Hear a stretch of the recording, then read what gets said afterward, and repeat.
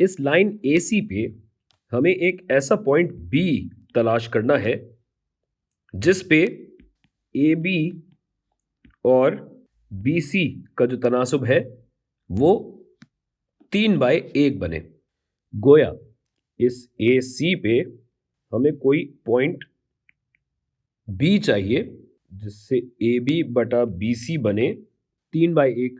यानी अगर A B बराबर हो 3x के, अगर ये फासला x का 3 गुना हो तो बी सी फिर x के बराबर हो, यानी 3x बटा x हो। ये जाहिर है तभी तो रेशो 3/1 बनेगा।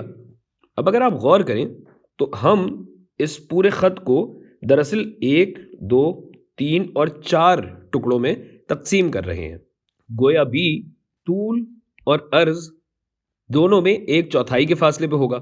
तो ये देखिए कि भाई ए और ये सी टोटल है ये 1, 2, 3 और 4 यूनिट, जिसका 1/4 बना यहां पे।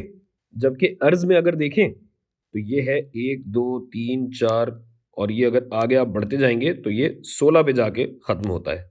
16 यूनिट कैसे? -7 यहाँ पे, -9 यहाँ पे, तो ये 9 जमा 7 टोटल बना 16। 16 यूनिट ये बना।